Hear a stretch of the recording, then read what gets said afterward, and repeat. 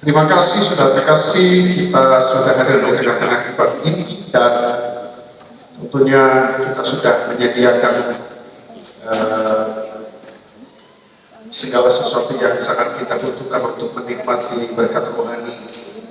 Saya percaya pada saat kita makan, kalau kita dalam keadaan lapar, apa aja yang tersedia pasti kita lahap, pasti kita menikmatinya.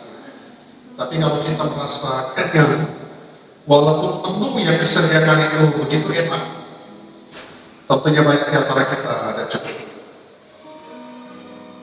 Makanya sudah terkasih dalam ulama yang berkata begini,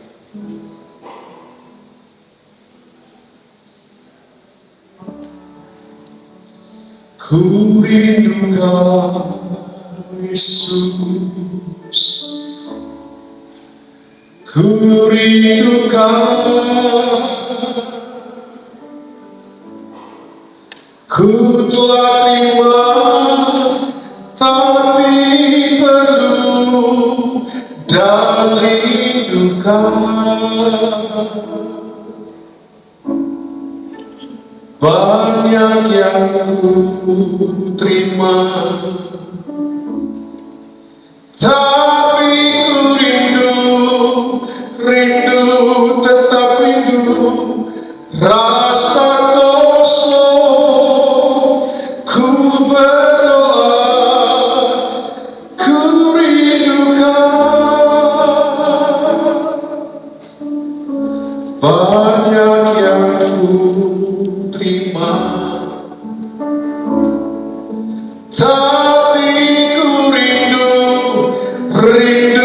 tetap rindu, rasa kosong, ku berdoa, ku rindu Kau. Dari lagu ini disebut bahwa banyak yang kita terima, banyak yang kita makan, banyak yang kita sudah dapatkan di hari-hari yang lalu. Tapi saat kita dengarkan firman Tuhan, harus rasa kosong. Sebab rasa kosong yang sudah diperbaharui membuat air anggur itu akan tetap berada di tempatnya.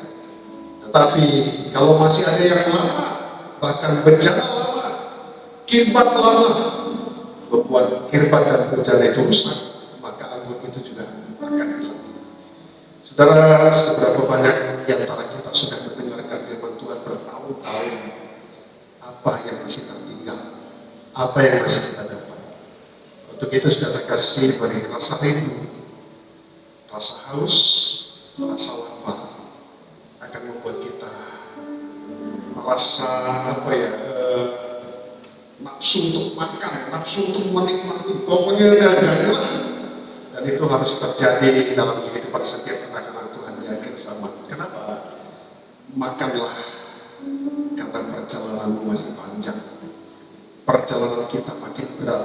Dalam Alkitab disebut pada masa-masa terakhir akan terjadi masa-masa yang sulit dan masa-masa yang sukar. Untuk itu perlu untuk kita terus-menerus rindu dan haus akan firman Tuhan. Sebab dalam firman Tuhan disebut bahwa Tuhan itu adalah kekuatan Allah yang mampu menolong dan menyelamatkan kita. Puji Tuhan, terima kasih kepada Ibu Gembala yang telah mempercayakan kami untuk berdiri di tempat ini.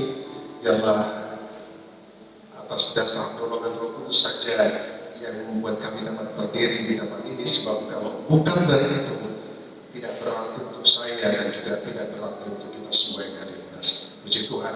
Mari kita buka kitab kita dalam kitab Hagai. Saya masih menyampaikan di bulan lalu bagaimana kita harus mulai fokus hari-hari ini untuk memperhatikan diri. Kita sudah mulai membuat konsep. Kenapa? Karena di akhir-akhir ini begitu banyak di antara kita paling cepat memperhatikan orang lain, tapi gagal memperhatikan diri sendiri. Melihat ketidaksempurnaan orang lain, padahal ketidaksempurnaan dari kita juga banyak. Tikus ada di depan orang lain, tapi gajah di depan kita nggak lihat. Nah, kenapa saudara? Karena di akhir zaman ini banyak orang pada akhirnya gagal untuk memperhatikan dirinya sendiri, yang pada akhirnya pada saat dia datang kali yang kedua, maka banyak di antara kita yang tidak memperhatikan diri kita sendiri, tidak serupa dan tidak segambar dengan dia. Pada akhirnya dia akan katakan kepada kita, sorry, aku tidak kenal dengan engkau.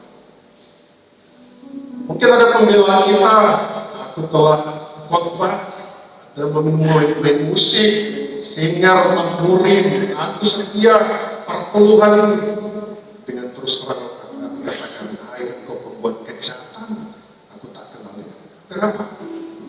Karena pada akhirnya kita sudah kehilangan wujud dalam ciri khas dan karakter. Ya. Kenapa saudara dalam Kejadian dikatakan bahwa Tuhan menciptakan kita serupa dan segambar dengan. Pada waktu dia datang kali yang kedua, dia hanya mau bertemu dengan orang-orang yang serupa dan segambar dengan. Untuk itu mari terus memperhatikan kehidupan kita masing-masing. Mana yang kurang, mana yang belum sempurna, mana yang lebih. Ada saudara hari-hari ini melebih-lebihkan rancangan Tuhan dalam diri. Ada. Mari kita lihat dalam kitab Hagai pasal yang pertama. Ayat yang ketiga, saya katakan begini.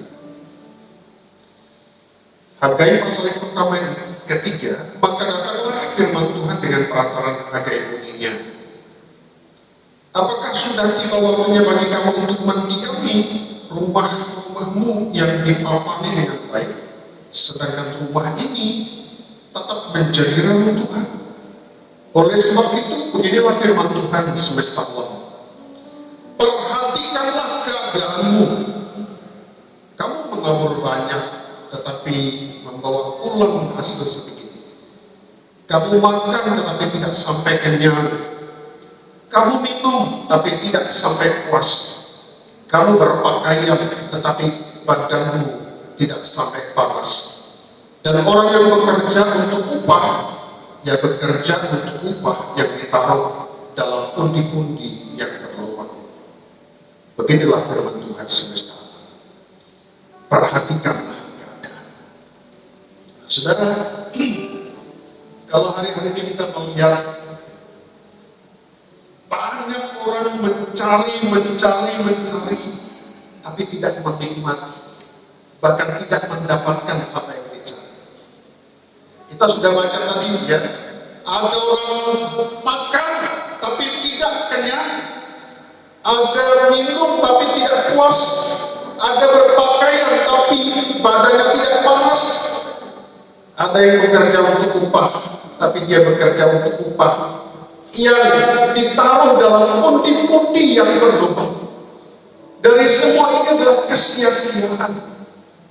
Apa penyebabnya? Karena ternyata adalah kisah ini banyak orang sudah mulai fokus membangun yang bukan menjadi satu tujuan Allah dalam kehidupan kita.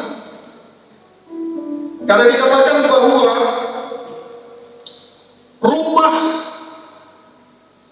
rumahmu yang dipapani dengan baik, kamu mendiami rumah-rumahmu yang dipapani dengan baik.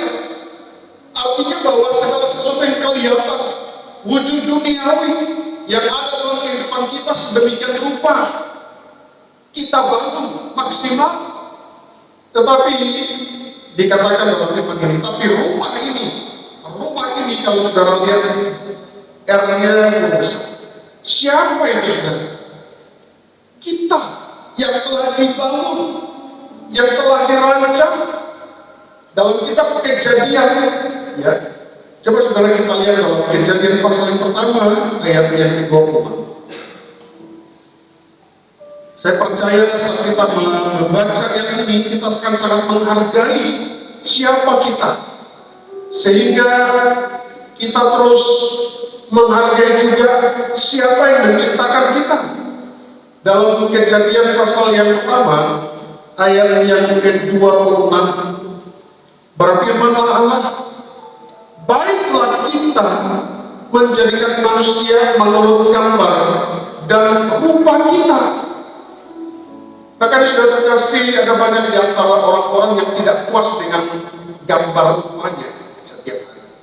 Kan sudah terkasih, pengucapan syukur itu sangat dekat pada waktu kita lihat kaca, waktu kita lihat diri kita ini. Maka sebenarnya kita ini adalah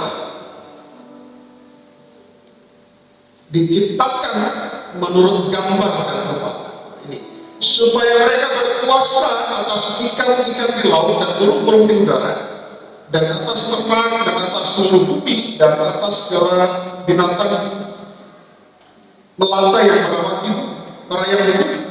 Maka Allah menciptakan manusia itu menurut gambarnya. Menurut gambarnya diciptakannya dia, laki-laki dan perempuan diciptakannya mereka. Jadi kalau kita lihat sudah terkasih bagaimana Tuhan telah menciptakan sempurna.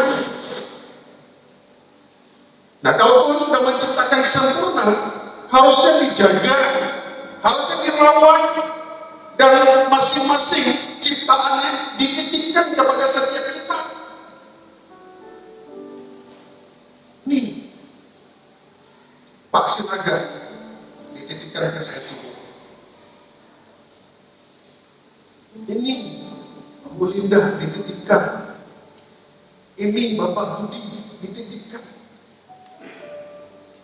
Adakah merasa bahwa semua yang ada dalam diri kita, termasuk semua tubuh kita dan organ-organ semuanya ini adalah titipan Tuhan? Dijaga, dirawat. Tapi kalau kita baca dalam kitab Hagai tadi,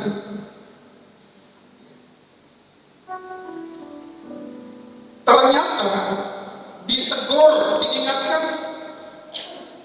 karena ternyata banyak orang hanya fokus membangun luarnya saja. Karena saya percaya bahwa tubuh kita yang ada sekarang ini itu memang sementara. Nah, yang membuat itu nanti kekal, yang sampai pada akhirnya dia pencipta itu datang dan ingin melihat ciptaannya segambar dan serupa dengan dia, itu memang harus dibangun oleh hal rohani, bukan jasmani. Sehingga dikatakan dalam ayat yang kita baca tadi, sedang rumah ini siapa?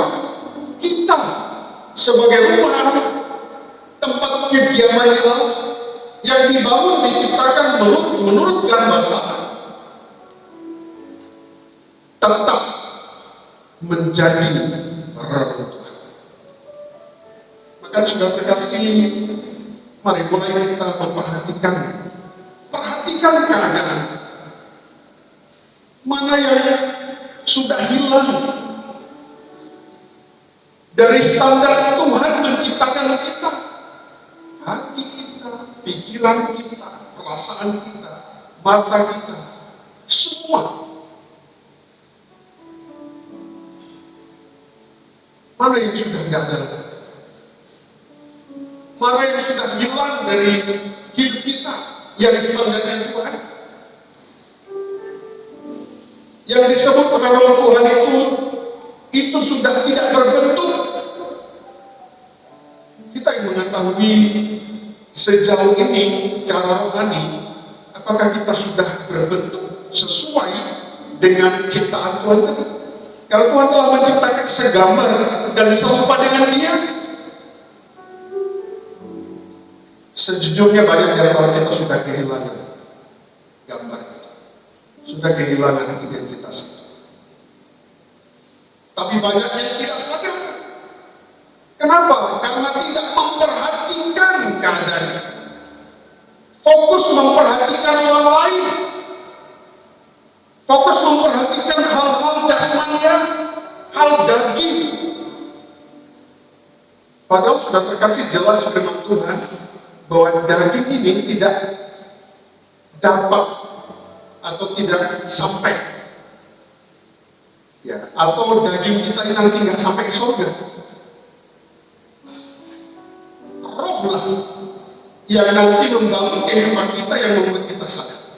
Nah, dalam satu kisah dalam Alkitab, memang dikatakan di situ telah seperti parumpama. Dikatakan dalam Matius pasal yang ke-25 ayat yang pertama saya baca. Pada waktu itu hal kerajaan surga seumpama 10 gadis yang mengambil pelitanya dan pergi menyongsong mempelai lagi. Jadi kerajaan surga seperti ini. Dan ternyata banyak yang dipanggil, tetapi pilihan itu jatuh kepada 10 orang. Apakah saudara yakin bahwa saudara termasuk dari 10 orang ini? Ini hanya diperuntukkan untuk orang-orang yang memiliki pelita. Jadi kalau kita belum punya pelita, kita belum termasuk. Tapi jangan puas dulu, jangan bangga dulu, jangan kepedean. Banyak orang hari-hari ini merasa ada pelita dalam tubuhnya. Udah mulai dia merasa hebat, mulai dia memandangkan banyak hal tanpa memperhatikan keadaan.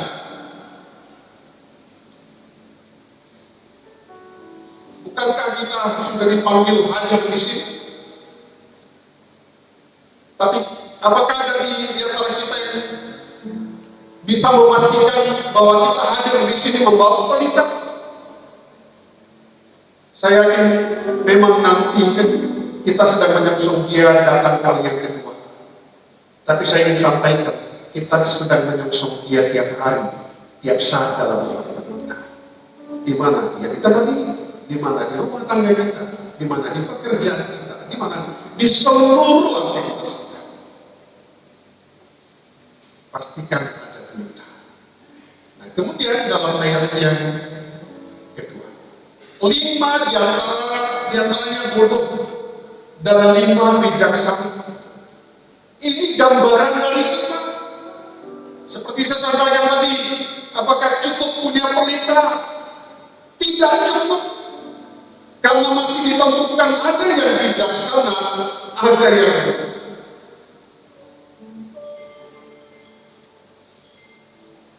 Kami melihat, saya terkasih, karena Tuhan percayakan saya kurang lebih sudah 27 tahunan kali mengajar. Anak-anak yang sadar bahwa dia perlu lebih maju, lebih meningkat, bahkan tidak banyak anak yang bilang, Pak, apa yang kurang dari diri itu, Pak? Apa yang kurang dari jawaban Pak? Nggak ada seperti itu. Apalagi generasi sekarang, balik ingin teman tapi saya jadi guru sih. Nggak peduli nilainya maupun nggak peduli. Guru yang mencari kemana-mana, di WA lah, di Google Classroom lah, di mana. Yang sekarang ini sudah terkasih. Jadi generasi kita sekarang, apalagi anak kita, kebanyakan berdoa untuk mereka. Kenapa? Nggak peduli lagi sekarang, 0 nilainya nggak peduli. Kayaknya jadi sering kali saya katakan sampai kayak kita ini tukang tagih yang harus ngasih tahu nilai itu sekian, padahal sudah dibagikan kertasnya bahwa nilainya 0, tapi nggak peduli. Adakah kita merasa cara rohani seperti itu? Sadarkah kita bahwa kita ini murid? Berapa nilai kita tiap hari Tuhan? Berapa? 100 kan?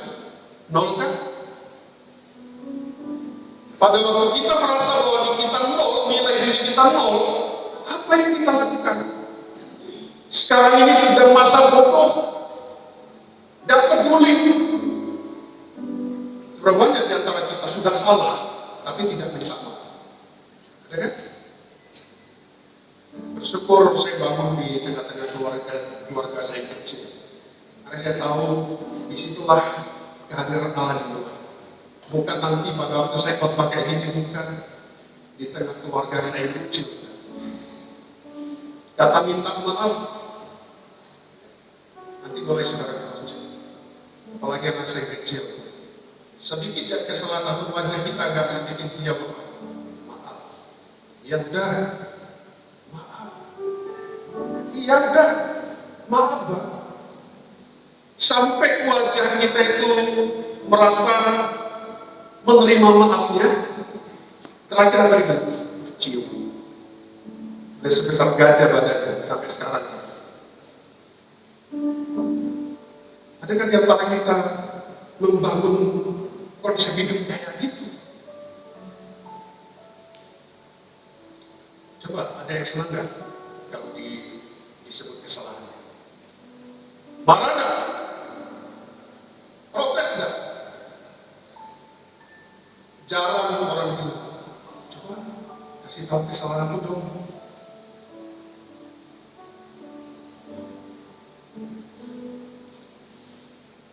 Jadi kita ubah konsep saudara. Kita nggak usah ngomongin orang, tanya orang itu kesalahanku apa gitu. Amin saudara, lebih baik kan? Supaya kita diperbaiki. Tadi saya katakan bahwa kita ini murid. Perhatikan keadaanmu. Kamu pantasnya masih TK, tapi gaya udah kayak orang kuliah. Banyak orang deh, gaya udah kayak SMA. Nggak heran saudara, tiap ujian dia masih levelnya TK, tapi dikasih ujian SMA karena gayanya tiap hari 0 nilai. Tapi karena tidak sadar saudara terkasih, memang pada akhirnya inilah level hidupnya, nggak akan pernah meninggal. Anak saya kecil sudah terkasih agak unik. Dia nyusun skripsi padahal mamanya kan dosen ya. Mana skripsi muda, beres, nanti Pak. Jadi anak itu sampai di ujian skripsi kami nggak pernah lihat judulnya apa, skripsinya apa, mamanya juga. Nah, terakhir kemarin ada tes PNS sudah. Sampai dia pengumuman kami nggak tahu dia ngambil jurusan apa PNS, apa yang diambil. Setelah sekali ada pengumuman baru kami tahu dia ngambil tingkat pusat. Yang diambil cuma 2 orang seluruh Indonesia karena dia tertarik untuk melihat penanganan tenaga kerja asing di Eropa dan Timur Tengah. Nah itu dia. Kalau waktu tes kami bersyukur nilainya sangat bersaing. Tapi waktu pengumuman saudara dia nangis. Maaf ya, maaf. Sampai diciumin kita. Kenapa? Nggak lulus cuma ranking 9. Yang diambil cuma 6. Dan saya terkasih, ini untuk orang-orang kadang-kala nggak memperhatikan, apalagi ada orang tua kan di sini, yang tentu doanya kepada anak-anaknya jangan dipakai. Makanya anak-anak muda di sini, apapun yang dirancang, apapun yang dimaui, konsulkan dengan orang tua, minta doa dari orang tua. Amin anak-anak muda, termasuk jodoh. Kadang-kala anak muda kalau udah cinta buta, dibutakan semua. Nah ternyata dalam kisah ini ada bodoh dan ada bijaksana. Kenapa pada akhirnya disebut bodoh saudara? Karena tidak memperhatikan keadaannya. Dia membawa pelita, tapi dia tidak membawa persediaan. Bodoh. Kenapa tak perhatikan? Sudah bangga bahwa pelita itu sudah menyala. Memang masih ada minyak. 10-10-nya dalam waktu yang mereka tunggu itu lama datang sehingga 10-nya tidak ngantuk tertidur. Mempelayakan yang telah memperhatikan keadaannya pada waktu dia memiliki pelita dan menyediakan minyak. Cepat-cepat minyak itu masukkan lagi sehingga pelitanya tetap menyala. Waktu mempelayakan mereka yang pada mempelai. Nanti satu ketika disitulah terjadi. Kita minta orang lain gak ada gunanya lagi. Yang 5 yang bodoh minta lagi yang mau sedikit aja. Aduh, untuk aku gak cukup. Kamu cari aja. Nah, setelah udah masuk di pesta perjamuan kami yang 50 tadi datang. Di dalam ayat yang ke-12, nanti saudara boleh baca di rumah. Tetapi ia menjawab, ayat 11 saya bacakan. Kemudian datang juga gadis-gadis yang lain, gadis-gadis yang bodoh, gadis-gadis yang tidak memperhatikan keadaannya, berkata, Tuan, Tuan, bukakanlah kami pintu. Tetapi ia menjawab, aku berkata kepadamu, sesungguhnya aku tidak mengenal kamu. Ngeri, saudara. Ternyata untuk kita dikenal bukan gambarannya sekarang, bukan nanti. Makanya untuk kita mengejar kita dikenal, pastikan kita punya pelita dan punya minyak. Sebab apa? Minyak inilah yang membuat pelita kita menyala. Kalau pelita kita sudah menyala, saudara tahu apa yang kurang di wajah kita, apa yang kurang di baju kita. 17 Agustus 2 tahun lalu kalau tidak salah, ibu-ibu kami buat persatu permainan, semua mata ditutup. Kami sediakan di depannya itu make up, saudara, alat-alat make up. Ya kan nggak lihat kan? Sekali make up itu asal pegang-pegang, ini warnanya apa di sini warnanya lain. Semua hantu jadinya, saudara. Karena dipermak dengan mata yang tertutup, tidak kelihatan. Kita juga gambarannya seperti itu. Karena kita nggak punya pelita, bahkan tidak punya minyak yang membuat kita sedang membangun diri kita, apalagi roh kita, rohani kita, dengan cara kita sendiri. Makanya di akhir zaman ini, dalam rangka kita memperhatikan keadaan kita, kita harus punya terang. Yang membuat terang itu menyala adalah Roh Kudus, minyak. Ada banyak orang selalu berkata, aku punya Roh Kudus, tapi nggak ada gedung. Makanya saya melihat fenomena di akhir-akhir ini bahwa